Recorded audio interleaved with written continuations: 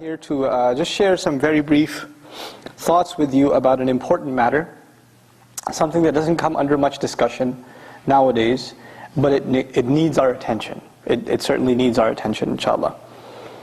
The thing I want to talk to you about is a culture among young Muslims who go on a certain religious journey, especially in Western society. A lot of times, Muslim youth, they live a life of, let's just say, partying. Okay? And then they have an epiphany sometime in life and they turn towards the religion. A lot of youth, brothers and sisters, have this change of heart sometime in their life and they become more serious gradually about the religion. But then what happens is, when they become more serious about the religion over time, they end up becoming very serious about the religion. Very, very passionate. And they find themselves a teacher. Sometimes that teacher is a person. Sometimes that teacher is a series of MP3s or lectures. Sometimes that teacher is a website. Sometimes that teacher is a blog. Sometimes that teacher is an anonymous screen name. Right? But whatever it is, in the end they find themselves a source that they associate as the authentic source for taking knowledge. And when they do and they become very passionate about it, slowly what starts happening is they become very rigid. Become very tough. And the people around them, they don't see, they notice that the people around them are not the same way as they are. They don't acknowledge the same teacher that they acknowledge. They're not understanding the deen the way they understand themselves. So what starts happening is, first they become frustrated with the people around them, especially their family. Right? The youth starts changing, and the first people they become frustrated with is their own family. Why don't you understand? This is the right way to follow the religion. And there's more and more friction. This happens even within a Muslim family. It's even more so when you're a Muslim and your family is not Muslim, but certainly even within your family, if your family is Muslim too, but now you're kind of rediscovering the religion on your own. Right? So this friction develops. But it's not limited to the family either. What happens is you have friends. We've always been friends. But those friends didn't take this religious journey that you did. Or if they did, they didn't take the same journey that you did. Their understanding is a little different. Or they're not as rigid about certain things as you are. They're not as tough about it as you are. And it becomes harder and harder for you to tolerate that. So you start questioning them a lot more. And you come into contact with people that don't see things the way you do. And you make it a point to let them know that they're wrong. That you're right. That this is the way they should do things. There's no other way of doing things, etc. This attitude develops, especially among youth. And there are many reasons for this attitude. There are many reasons for this attitude. The youth himself or herself thinks they're doing what's called Amr bil Ma'ruf and what? Nahi anil munkar. They think they're commanding the good, forbidding the evil. After all, they're telling the brother, the sister, they're telling her a hadith, they're telling him an ayah. They're doing a good thing. This is something they should be doing. This is what's going on in their head. What they don't realize, however, is there's something more going on. There's something else going on. Before you become religious, maybe you're the center of attention among your crew. You're a thug, you're a gangster, you're whatever. Right? You're the center of attention. When you turn to the religion, you no longer have that. But you need something still. There's an urge inside you to want to show your domination over others.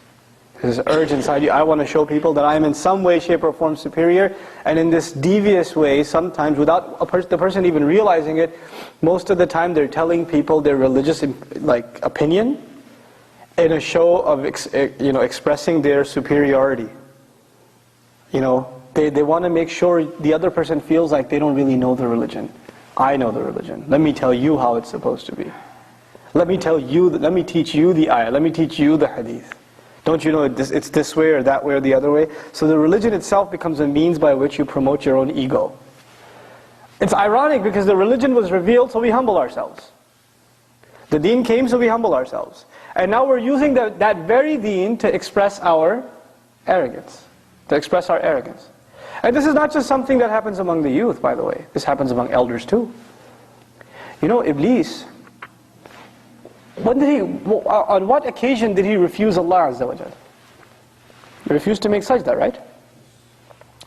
What job was Adam alayhi salam going to get? What high salary was Adam alayhi salam going to receive? What promotion was Adam alayhi salam getting that Iblis said, no, I'm more qualified for that job? What was the job? Allah Azza wa Jalla created the human being for what purpose? Worship, right? And Adam alayhi salam, إِنِّي جَاعِلٌ فِي الْأَرْضِ خَلِيفَةً. He was going to be placed where? On the earth. And what was his responsibility? Service to Allah. It's a religious title. In other words, I'm putting it in simple terms. Adam alayhi salam was given a religious honor. Not a worldly honor. He wasn't given a high salary, a big house, all of that. None of that stuff. He was just given a religious honor. So if you think about it, it's kind of weird. Iblis was jealous of Adam alayhi salam over a religious honor. His ego manifested because he thought he was more qualified to serve Allah's deen than Adam alayhi salam. I'm more qualified in this religious capacity. And you know, this arrogance manifests itself when somebody says, I should be the president of the masjid. I'm the right MSA president. Why did they pick him? Why did they pick her for this task? Why didn't they pick me? This is a religious task. You're not going to get it. You don't get money when you become MSA president. You don't get any, you don't get a new car when you run the masjid. But yet you see across this country, people fighting tooth and nail over what? Religious titles. Who's in charge of the masjid? Whose opinion should be heard? Why? This is a disease that started where? It's pretty old. That virus started with Iblis. Right? He's also vying for religious authority. And this is a disease. It's at the heart of it, it is a disease. And one has to identify that disease if it exists inside themselves. You know, when the attitude seeps inside you, thank God for me, because if it wasn't for me, I don't know, these people would have been so deviant. At least I'm here to set them straight. If that's your attitude, you've got a serious problem. You really have a serious problem. Because now you think the deen depends on who? On yourself. The deen doesn't need us. We need Allah's deen, but Allah's deen is in no need of us. Right? Wallahu ghaniyun hamid. Allah is free of need. He doesn't need us. We have to humble ourselves. And this ego, again, you know, I'm talking about it in a religious context, but in another context, it even happens inside the family. If I die, who's going to take care of my family? Who's going to pay the bills? If I don't do it, who's going to do it? That thought comes in your mind, right? But you know, our time of death is written. Whether you think you need to save this much money or that much money, or you need to get that promotion, or you know, whatever you need to do, you think what you need to do. But if Allah decides, I'm gone tonight. If it's written, it's written. And you know what? After I go, my kids, my wife, my husband, whoever, Allah has already taken care of them.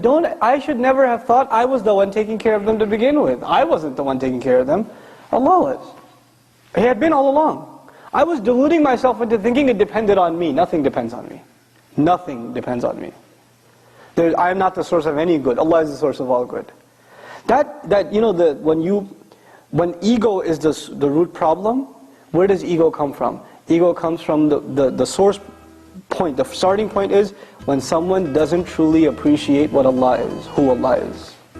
When you don't appreciate who Allah is, you replace that with an appreciation of your own self. That's where it starts.